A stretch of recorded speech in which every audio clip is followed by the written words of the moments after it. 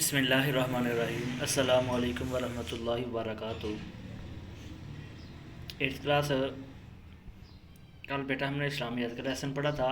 آج کی آپ کی ڈائری ہے پاک اسٹڈی کی، اور پاک اسٹڈی کا ہم لیسن پڑھیں گے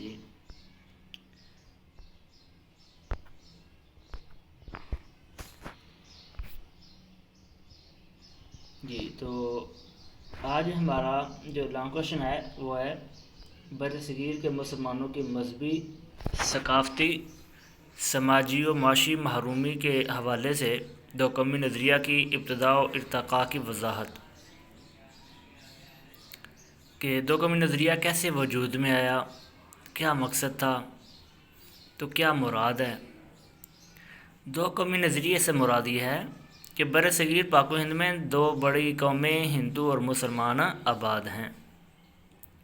یہ دونوں قومیں صدیوں تک ایک دوسرے کے ساتھ رہنے کے باوجود آپس میں گھل مل نہ سکیں۔ یہ دو قومی نظریہ کہ دو قومیں ہیں ہندو اور مسلمان، اور صدیوں سے یہ اکٹھے بھی رہے ہیں لیکن یہ کبھی بھی ایک نہیں ہو سکے۔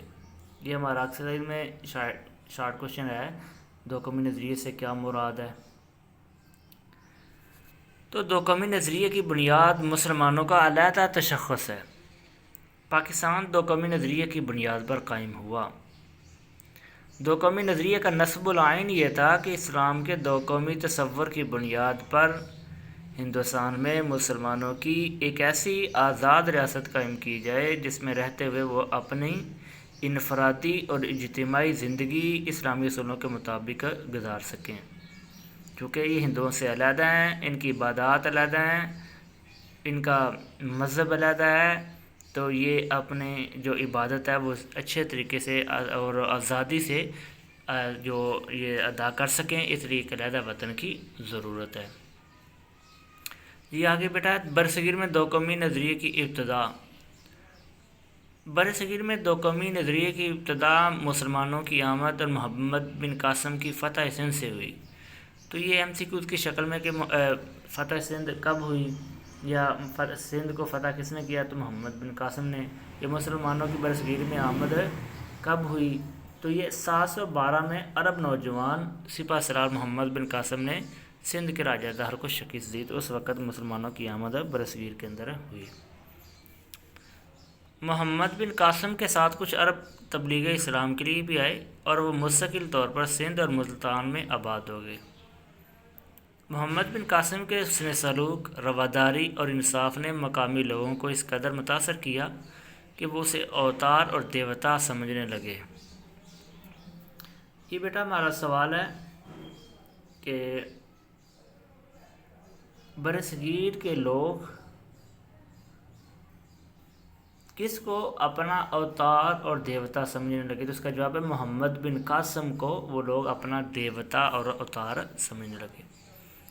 تبلیغ کرنے والوں نے ان لوگوں کو اسلام کی سیدھی، سچی اور توحید کی راہ دکھائی، اور یہ لوگ بخوشی دائرہ اسلام میں داخل ہو گئے۔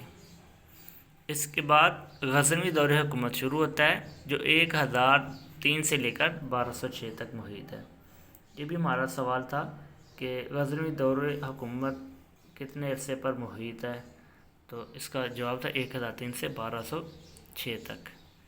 اس دور میں موجودہ پاکستانی علاقوں میں فارسی زبان نے رواج پکڑا اور اسلامی تہذیب کے نقوش گہرے ہوئے۔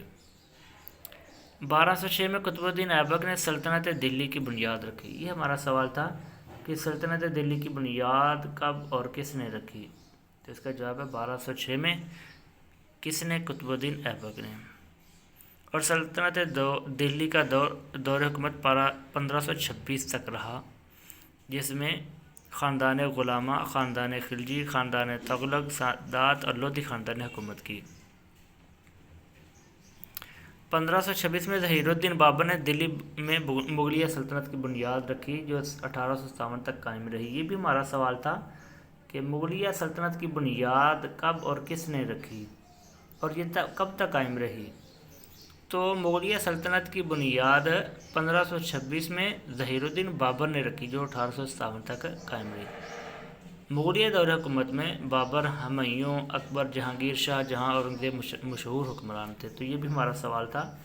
مغلیہ حکومت کے مشہور حکمرانوں کے نام تحریر کریں۔ آخری مغل حکمران بہادر شاہ ظفر کو انگریزوں نے 1857 کی جنگ آزادی کی میں شکست دینے کے بعد رنگون میں قید کر دیا، جہاں وہ بعد میں انتقال کر گئے، وہی دفن ہوئی۔ یہ ہمارا سوال تھا کہ آخری مغل حکمران کون تھے؟ بہادر شاہ ظفر، اور انہیں کہاں قید کر دیا گیا؟ رنگون میں۔ ٹھیک ہے جی، آگے بیٹا سر سید احمد خان اور دو قومی نظریہ۔ انگریزوں کے ہندوستان پر قبضے کے بعد جس شخصیت نے سب سے پہلے مسلمانوں کو علیحدہ قوم قرار دیا تھا وہ سر سید احمد خان تھے۔ ابتدا میں سر سید احمد خان متحدہ قومیت کے حامی تھے، یہ کہ کہتے دونوں قومیں ایک ہی ہیں، مسلمان اور ہندو، لہذا ان کے لیے علیحدہ وطن کی ضرورت نہیں ہے۔ لیکن جب 1857 کی جنگ آزادی کے بعد ہندو انگریزوں کے زیادہ قریب ہو گئے تو سر سید کو یہ احساس ہوا کہ ہندو کبھی مسلمانوں کے دوست نہیں ہو سکتے۔ 1867 میں بنارس میں اردو ہندی تنازع، یہ ہمارا سوال ہے کہ اردو ہندی تنازع کب شروع ہوا اور کہاں شروع ہوا؟ تو یہ بنارس میں شروع ہوا 1867 میں۔ آپ نے واضح اعلان کیا کہ مسلمان اور ہندو الگ الگ قومیں ہیں۔ اس کے بعد انہوں نے مسلمانوں کی تعلیمی اور سیاسی میدان میں ترقی کے لیے جدوجہد کا آغاز کر دیا۔ اس سلسلے میں تعلیمی ترقی کے لیے MAO ہائی اسکول اور کالج کا قیام اہم اقدام تھے۔ اسی طرح 1885 میں سر سید احمد خان نے مسلمانوں کو سیاسی جماعت کانگریس میں شمولیت سے منع کر کے ان کے سیاسی حقوق کا تحفظ کیا۔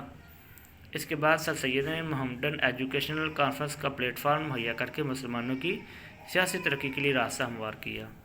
یہ بیٹا یہ ایک شارٹ کوشچن ہے کہ سر سید احمد خان کب پیدا ہوئے؟ 1817 میں، اور وفات کبھی 1898 میں۔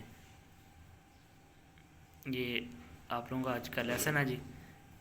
السلام علیکم ورحمۃ اللہ وبرکاتہ۔